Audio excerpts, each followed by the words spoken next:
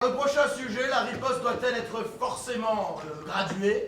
Pour la négative, Marc Horowitz.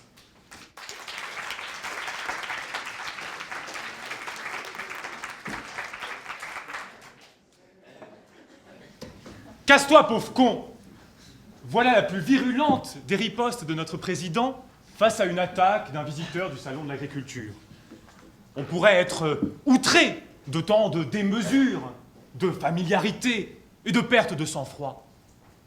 Mais c'est justement le principe de la riposte que d'être une réponse immédiate et brusque à une attaque qui, il faut bien l'avouer, était elle-même virulente. C'est donc une réaction de sanguin, une réaction d'échaudé, pour celui qui n'a pas le temps de préparer et de mijoter ce plat qui se mange froid, qu'on appelle vengeance. Qui, ici, osera jeter la première pierre sur ce petit être humain, qui, comme nous tous, en fait, ne peut rester de marbre devant les agressions d'autrui? Fais pas le malin, toi! Aurait certes été une riposte plus graduée. Mais pour autant, ce petit pays qu'est la France, aurait-il été au cœur de l'attention internationale sans cette insulte galvanisante du petit Nicolas?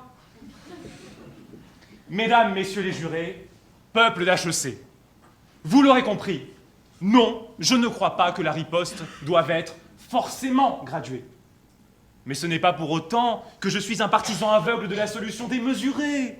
Je suis juste là pour nous libérer de ce dictat moral, de cette convention tyrannique qui voudrait faire de la riposte graduée la règle, un comble.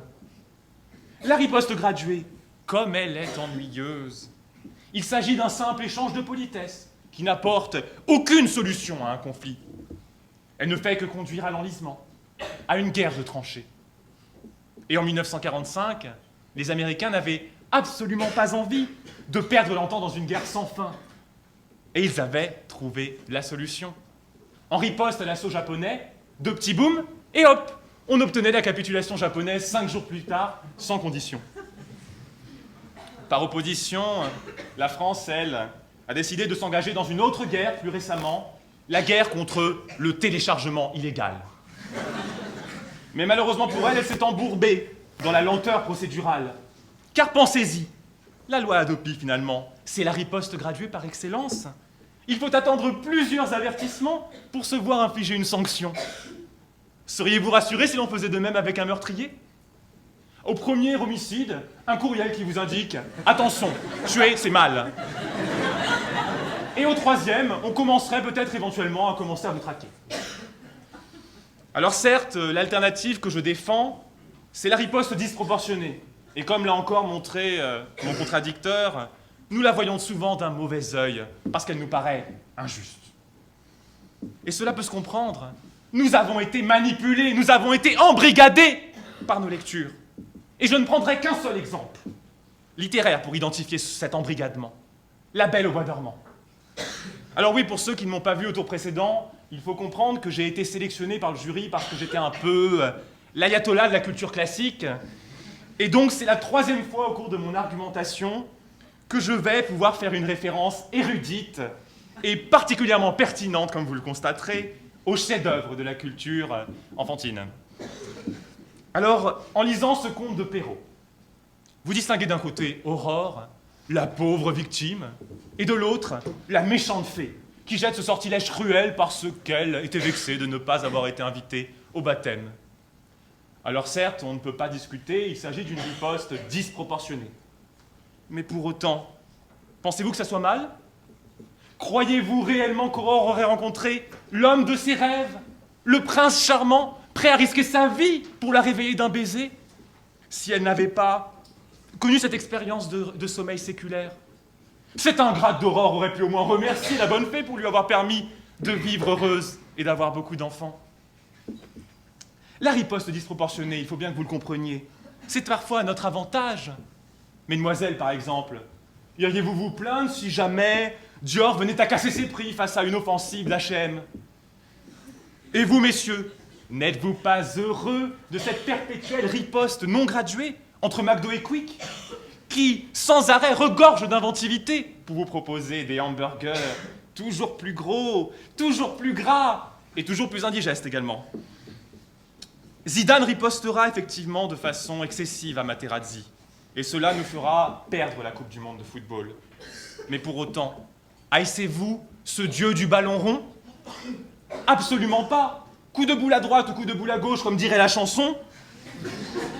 En 2010, sachez que Zidane reste la personnalité préférée des Français, devant Mimimati même. Mesdames, messieurs les jurés, mieux vaut vivre avec des remords qu'avec des regrets, chantait Patrick Bruel. Il ne faut pas hésiter à riposter de façon excessive. À quoi serviraient les excuses si ce n'est à exprimer nos regrets et nos remords d'actions passées? La riposte explosive, enfin, c'est le principe même de la politique. Il s'agit de répliquer en étant toujours plus incisif, toujours plus accusateur dans ses critiques à l'encontre de l'adversaire. « Taisez-vous, El Kabash » dira Georges Marchais. C'est ce genre de phrase que l'on retiendra. Car le public veut du sang, le public veut de la victoire par chaos, le public veut une joute verbale avec mise à mort digne d'un combat de gladiateurs. C'est la riposte folle furieuse qui attire.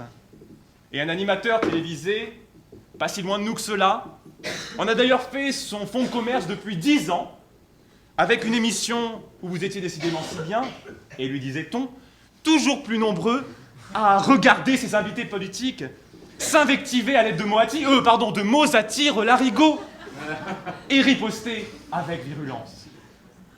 Mesdames, messieurs les jurés, non, je ne serai pas un lâche. Je vous ai certainement agressé avec mes références peu académiques. Mais ce n'est pas pour autant que j'en implore votre bienveillance. Ce n'est pas pour autant que j'attends de vous une riposte graduée. Allez aiactaes, comme disaient les Romains.